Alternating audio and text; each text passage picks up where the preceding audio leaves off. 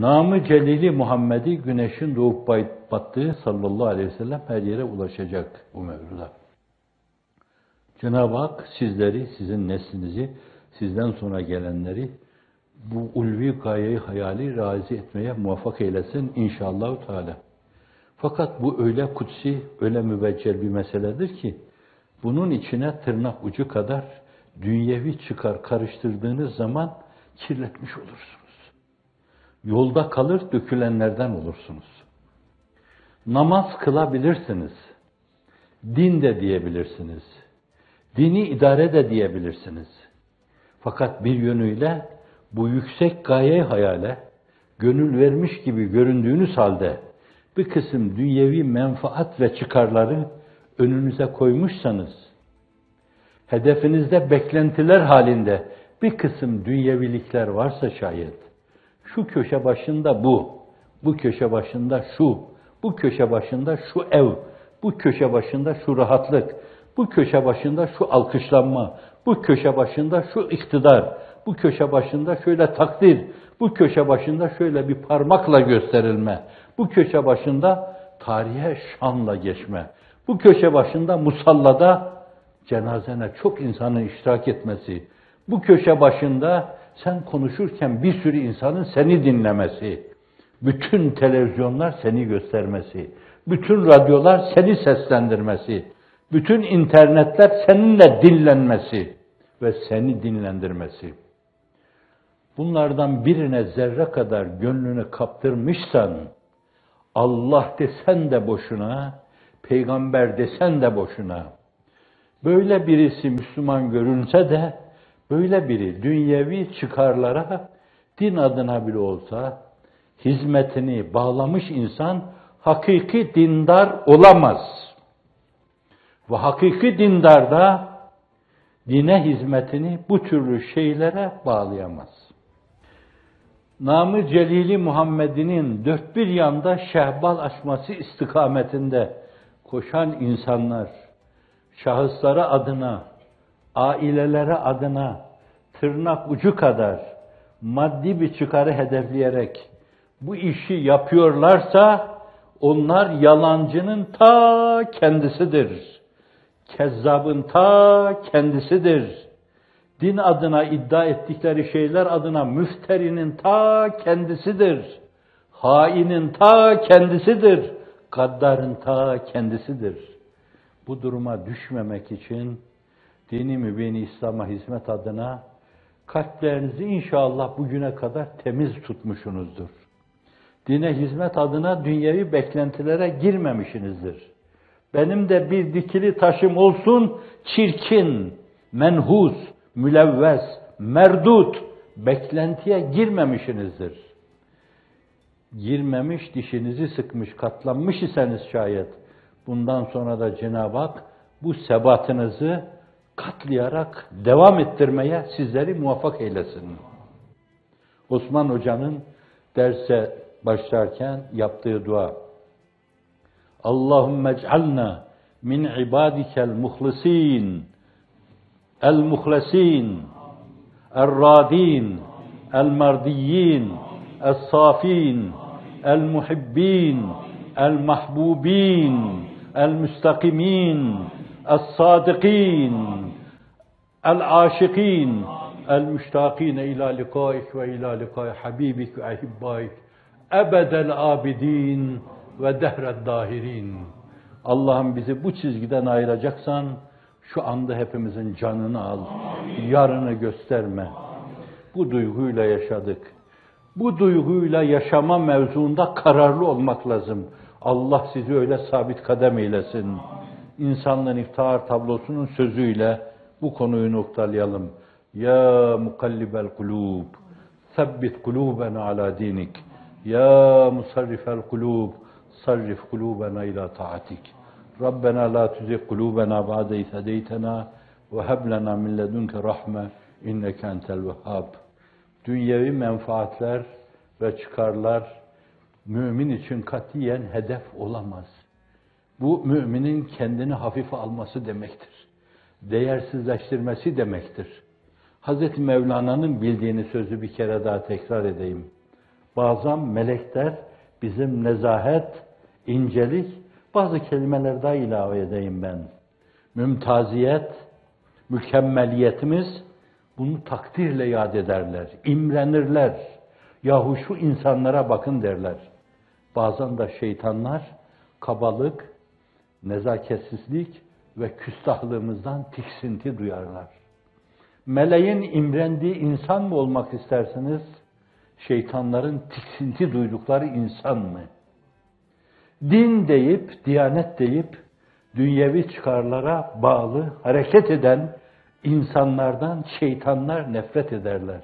Ben bile bu kadar habisini, bu kadar deniyeni düşünmemiştim derler. Bence çizginin korunması lazım. Günde 40 defa, 40 defadan fazla İhdine sıratel müstakim dediğimiz hakikatta Cenab-ı Hak bizi sabit kadem eylesin. Aciz kaldım zalim nefsin elinden. İsterseniz başkasına verin. Şol dünyanın lezzetinden doyamaz. Aynını almıştır gaflet gömleğin. Ömrünün gelip geçtiğini bilemez.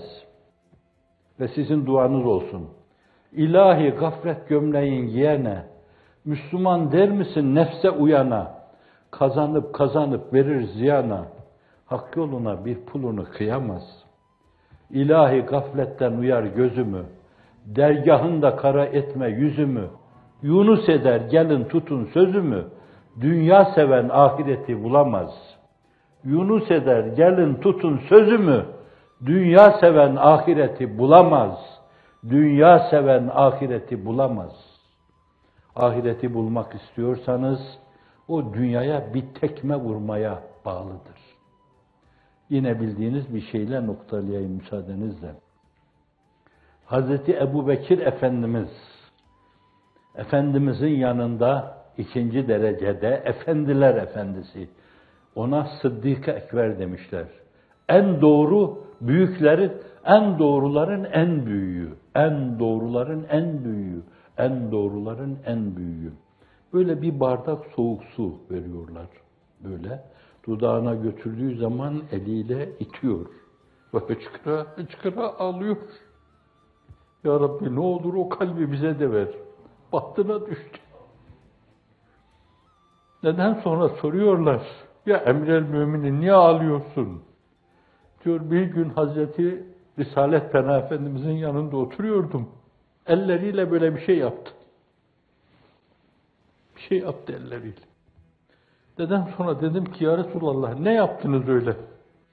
Buyurdular ki dünya cazibedar güzellikleriyle, hezafiriyle temessül etti, karşıma dikildi. Bana kendini kabul ettirmek istedi. Ben de elimin tersiyle ittim. Bana kendini kabul ettiremezsin, git dedim. Döndü bana dedi ki dünya şahsi manevi olarak sana kabul ettiremedim ama senden sonrakilerine kabul ettiririm. Bu soğuk suyu böyle içmek suretiyle korktum ki ondan sonrakilerden birisi işte ben olabilirim diyor. Ebubekir Sıddık, kurban olayım sana. Ama 3 senede devleti aliye gibi mübarek bir devlet, Raşid halifelerden sonra onun eşi yok. Devleti aliyenin 100 senede yaptığını 2 sene, 3 ay, 10 küsür günde yapmış. Tekrara gerek var mı? 2 sene, 3 ay, 10 küsür günde yapmış. Fakat hayret ediyorum, bu yaptığı şeylerden, şu 2,5 senede yaptığı 100 senelik şey, bir tek kelimeyle bahsettiğini bilmiyorum. Bir gün bir yerde siyer mazi kitaplarında görürseniz, Allah aşkına benim bu merakımı giderme adına söyleyin onu. Ben şunu yaptım. Bir tek kelimesini bana söyleyin. Bir ev bırakmadı. Oğlunu nazara vermedi. Kızını da nazara vermedi. Diyemez miydi böyle bir sultan, sultanlar sultanı, Sultan Süleyman'a bir yönüyle taç giydiren sultanlar sultanı, Ömer Efendimiz 2 süper gücü hizaya getiriyor. Sağdan hizaya gel. Pers, dünyanın o günkü Çin'i, Roma İmparatorluğu, Dünyanın o günkü Amerika'sı veya bütün Batı devletleri. Sağdan izaya getiriyor. Ama giderken o da arkada bir kulübecik bırakmamış. 10 sene işin başında bulunmuş, giderken bırakmamış. Kendine benzer çok oğlu Abdullah, kılı 40 yararcasına Resulullah sallallahu aleyhi ve sellemin gölgesi gibi bir insan. Onun milimi milimine yaşayan Abdullah bilmeyen yok. Abadileyi seb'aden. Fıkıh ona sorun. Tefsir ona sorun. Hadis ona sorun. Evet. Gönül beyi, gönül sultanı. Öyle bir insan. Benim de böyle bir oğlum var. Teklif edenler olmuş. Ey emir el müminin Abdullah. Hayır demiş. Hayır. Kendi aile efradı adına dünya açısından hiçbir şey düşünmemiş. Bir dikili taş düşünmemiş. Bilmiş ki öyle düşünenler ahiret ahiret Allah peygamber dedikleri halde esas dünyaya tapan bedbahtlardır dememiş. Dünyaya karşı tavrını ortaya koymuş. Vaka müminlerin dünyasını mamur yapmış. Fakat kendisi o dünyaya bir tekme vurmuş. Benden uzak dur demiş. Efendiler efendisi gibi, Selefi Sadık'ı gibi o da dünyaya bir tekme vurmuş. Osman Zünnûreyn aynı şeyi yapmış. Hazreti Ali Efendimiz öyle yapmış. Müslümanlık bu ise Efendimizin yaşaması, Hulefai Raşidinin yaşaması, onun berisinde başka türlü Müslümanım diye geçinen insanların ne olur rica ediyorum, katiyen hakiki Müslüman olduğuna inanmayın. Kendi kendinizi aldatmış olursunuz. Onların arkasından giderseniz kendinizi sürü durumuna düşürmüş olursunuz. En azından mesafeli durun. Hedefi dünya olanın dünya kadar derdi olur.